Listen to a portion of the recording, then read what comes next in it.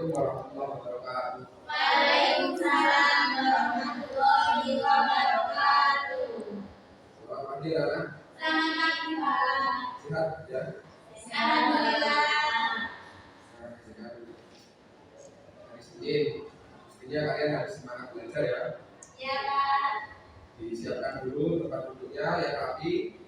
Saya kasih waktu kira-kira 5 menit untuk merapikan tempat duduk dan seragamnya. Sambil bapak absen ya. Oke.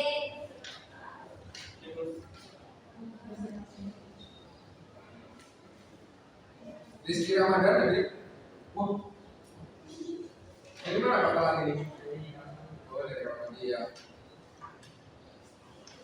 Bisa belum bisa? Hadir Pak. Iya. Terus kemudian sambil duduk dia hadir. Alvina hadir. Tidak masuk Pak. Sakit. Sakit dia yang baik. Untuk mengawali pelajaran pada pagi hari ini, akhirnya kita mulai dengan berdoa dulu ya. Bismillahirrahmanirrahim. Raditu billahi rabban wa bil islami dinan wa bi Muhammadin nabiyyan wa rasulan. Rabbi zidni ilman warzuqni fahman. Pada pagi hari ini kita akan belajar tentang sejarah Nabi Muhammad, mulai dari awal kelahirannya sampai beliau meninggal dunia. Sini tidak ada speaker. Ya.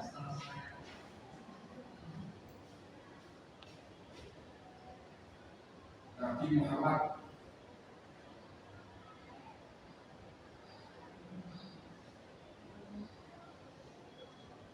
nah ini dibagi dalam beberapa periode ya. Nabi Muhammad itu dibagi dalam beberapa periode, yaitu pra-kenabian,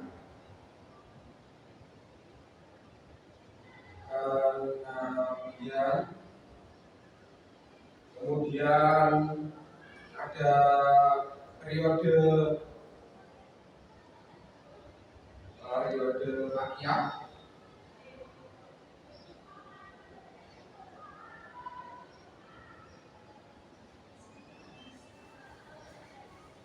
kemudian ada periode Madaniyah.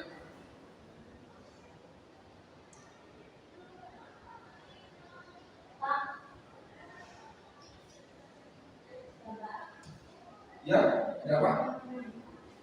Silakan apa nih? Oh ya, jangan lama-lama ya, karena ini materinya penting sekali. Nah, di sini kan ada pra-kenabian. Pra-kenabian saya akan menjelaskan tentang dari Nabi Muhammad sejak lahir. Nabi Muhammad itu lahir pada tahun 12 Rabiul Awal atau disebut dengan tahun gajah. Nah, kenapa disebut tahun gajah? Ada yang tahu di sini? Belum ya? Nah, pada saat itu pada tanggal 12 Rabiul Awal disebut tahun gajah itu karena pada saat itu pula itu bertepatan dengan penyerangan oleh Raja Abraha terhadap Ka'bah. Jadi pada waktu itu Raja Abraha yang berkuasa pada negeri Arab pada saat itu merasa iri dengan apa yang dilakukan oleh orang-orang pada zamannya. Kenapa sih kok Ka'bah dikunjungi selalu ramai gitu? Nah, akhirnya Raja Abraha itu merasa iri dan kemudian memerintahkan kepada pasukan-pasukannya yang di situ kendaraannya adalah gajah untuk menyerang Ka'bah. Nah, karena itu Muhammad lahir disebut juga bertepatan dengan tahun gajah. Seperti itu kan. Nabi Muhammad itu sendiri mempunyai ayah bernama Abdullah bin Abdul Muthalib. Kemudian dengan ibu Aminah, Siti Aminah. Sejak kecil Nabi Muhammad itu lahir sudah tidak punya ayah, maksudnya ayahnya sudah meninggal dalam Nabi Muhammad dalam sejak kandungan. Kemudian beliau lahirnya itu juga sangat istimewa, berbeda dengan dari bayi yang lain. Pada saat itu, pada saat lahir Nabi Muhammad, itu suasananya beda. Jadi alam itu seakan-akan menyambut kelahiran Nabi. Cuacanya cerah. Padahal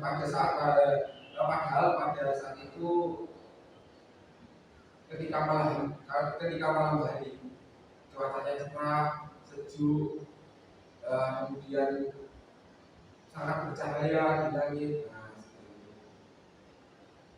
Kemudian masyarakat sekitar itu banyak juga yang menyambut kelahiran Nabi, yang masuk itu ya paman Nabi Abu Lahab, Abu Thalib. Nah, itu sangat bangga dengan lahirnya Rasulullah SAW.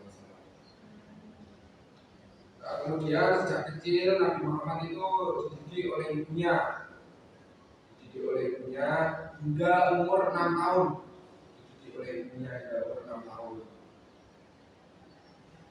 Kemudian pada tepat umur 6 tahun itu Nabi Muhammad itu diajak ziarah oleh ibunya ke Yasrib. Yasrib itu kalau sekarang Madinah. Diajak ke Yasrib Madinah. Yasrib itu Madinah. Nah, diajak menuju ke situ. Kemudian pada saat di tengah perjalanan, ibunya beliau itu mendadak sakit, dan kemudian takdir Allah menyatakan bahwa ibunya Nabi Muhammad, Siti Aminah itu meninggal dalam perjalanan. Nah, pada posisi itu Nabi Muhammad dalam keadaan yatim piatu karena sudah meninggal oleh ayah dan ibunya.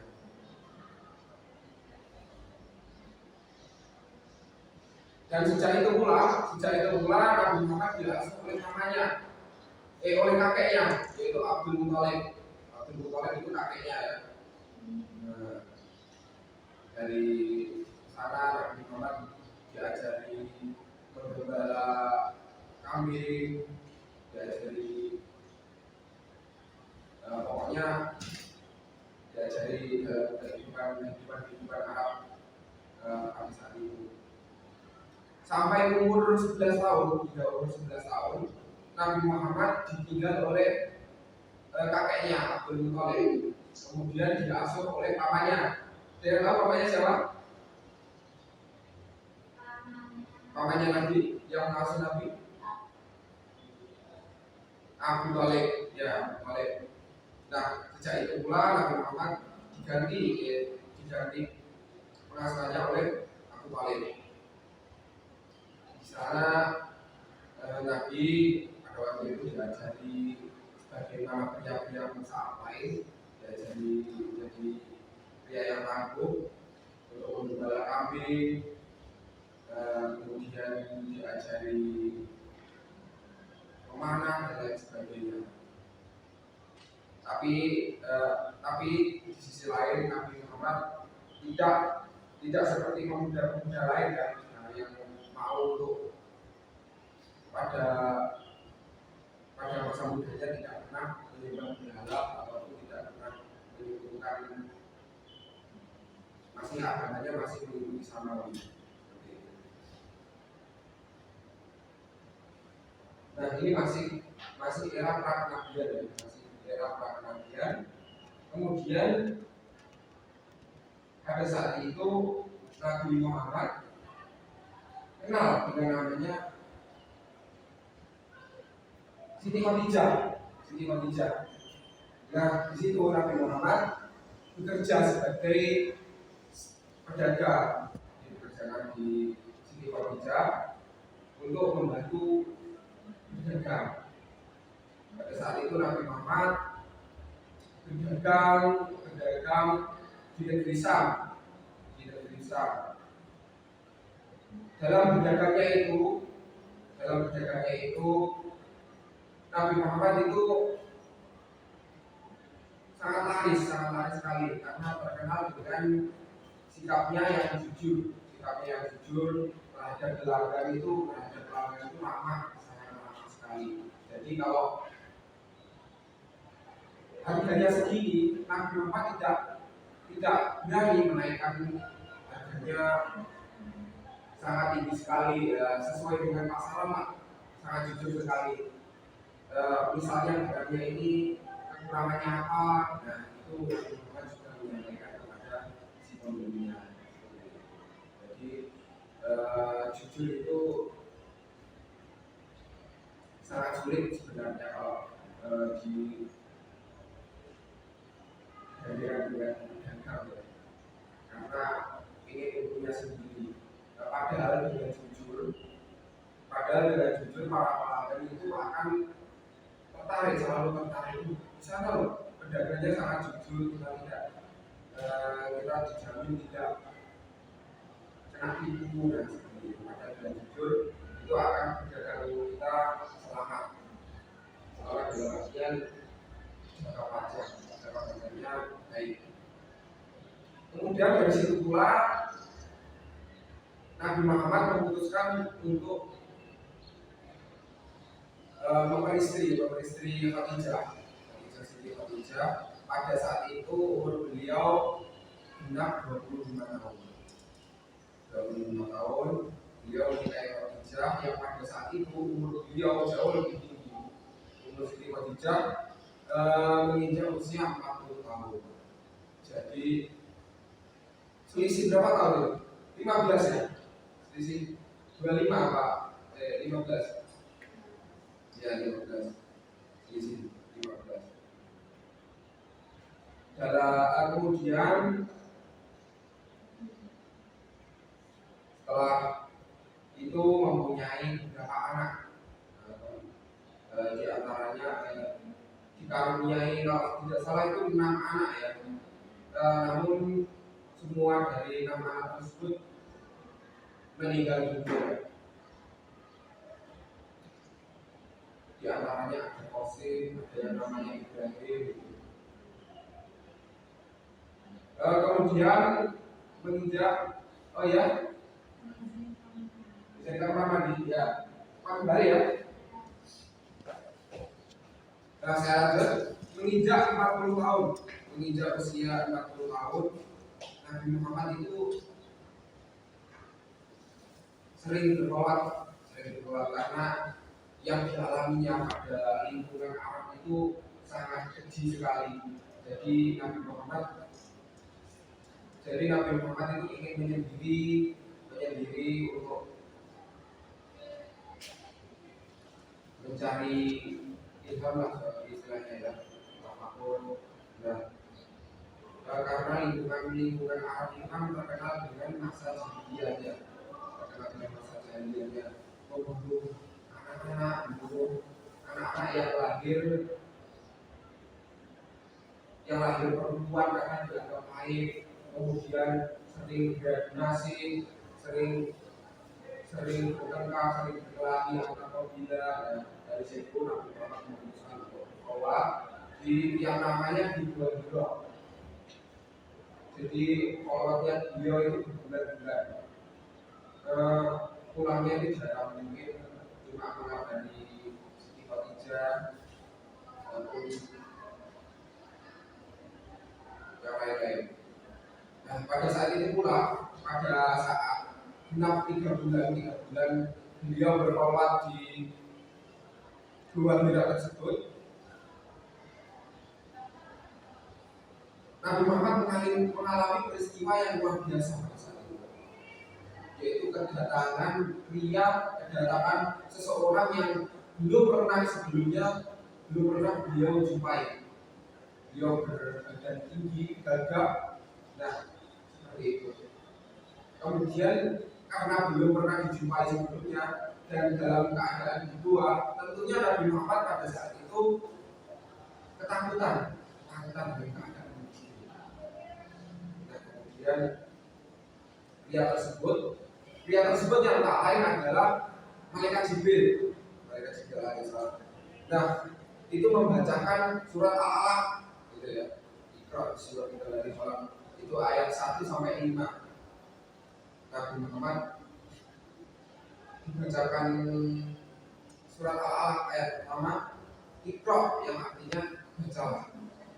Kemudian Nabi Muhammad menjelaskan kepada pria tersebut bahwasanya dia tidak bisa membaca.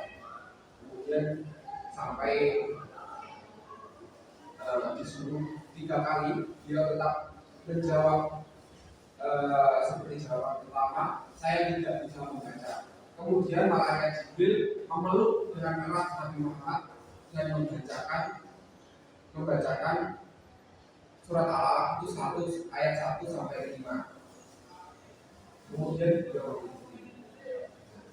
dari kejadian itu Nabi Muhammad bertugas untuk pulang untuk menyampaikan peristiwa yang dialaminya kepada Siti Khadijah. Peristiwa yang dialaminya sampai di rumah, Khadijah memenangkan beliau untuk berusaha tenang.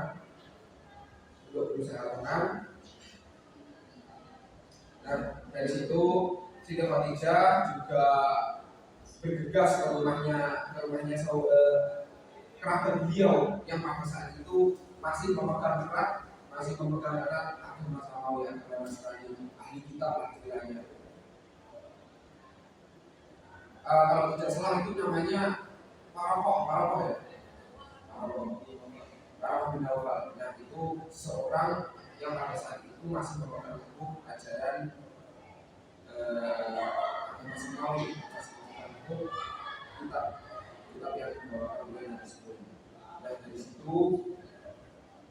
dari situ Siti Khadijah menceritakan yang dialami suaminya kepada Parapoh bin Nawfal, bahwasanya kejadiannya pada saat Muhammad itu didatangi oleh pria tersebut. Secara spontan Parapoh bin Nawfal, kerabatnya Siti Khadijah tadi, itu merasa secara spontan gimana ya? Merasa bahwa itu bukan orang sembarangan, Dia sebenarnya telah diceritakan dalam kitab yang dibawa oleh kitab yang dipelajari oleh para tersebut. Nah, kemudian diceritakan kepada Siti Khadijah, jagalah suamiku, rawat dia bukan orang sembarangan. Istilah ini saya seperti itu ya. Dia bukan orang sembarangan, kelak dia akan menjadi seorang rasul, kelak dia akan menjadi seorang nabi. Ini ada tanda-tandanya tersebut, apa yang diceritakan. Dari kejadian itu Nabi Muhammad lama sekali kemudian tidak menerima wahyu, tidak menjumpai seseorang yang dijumpai pada saat di Gua Hira tadi. Nabi Muhammad itu merasa ingin dijumpai lagi oleh orang yang pada saat itu dijumpai di Gua Hira. Kemudian kira-kira 3 tahun tidak dijumpai oleh pria tersebut yang tak lain adalah malaikat Jibril. Kemudian turunlah pada saat itu Quran surat Al-Mudaththir. Nah, pada saat itu Nabi Muhammad berada di luar rumah. Kemudian ada suara misterius dari pendengaran beliau yang di rumah beliau, ada suara misterius. Kemudian beliau bergegas untuk pulang. Nah, dari situ kemudian didatangi pria tersebut yang isinya ya Al-Mudaththir, Umfamir, dan bila yang artinya wahai orang yang berselimut, karena pada saat itu Nabi Muhammad merasa ketakutan, kemudian berselimut. Nah, itulah sebetulnya atau kisahnya turunnya surah Al-Mudaththir. Nah, dari situ Nabi Muhammad yakin bahwa beliau adalah utusan Allah, yakin bahwa beliau adalah seseorang Rasulullah yang diemban amanah untuk menyampaikan ajaran-ajaran Allah, ajaran agama Islam. Sebetulnya diangkatnya menjadi Rasul itu pada saat menerima wahyu Allah, menerima wahyu Quran ayat 1 sampai 5 di bulan itu. Nabi Muhammad itu semakin yakin bahwa dia adalah seorang utusan Allah itu pada saat menerima wahyu berupa Al-Quran. Kemudian beliau menyampaikan lagi kepada Siti Khadijah, dan secara spontan Siti Khadijah tersebut mengakui dan beriman bahwasanya Allah itu Tuhan yang esa dan suaminya tersebut Nabi Muhammad itu adalah utusan Allah. Nah, dari situ Nabi Muhammad mulai mengenalkan ajaran-ajaran agama Islam kepada kerabat-kerabatnya yang terdekat, mulai dari Siti Khadijah ini yang pertama kali dan yang beriman pertama kali, kemudian kepada kerabatnya. Sebetulnya dia juga menyampaikan ke kerabat-kerabatnya, namun daya menolaknya seperti kawan beliau. Kemudian ada juga kepada sahabat beliau sejak kecil, Sayyidina Abu Bakar As-Siddiq, itu disampaikan dan beliau langsung percaya dengan ajaran beliau.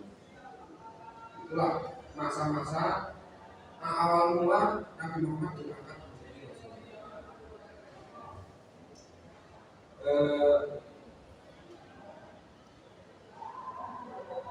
Awal mula Nabi Muhammad diangkat menjadi Rasul.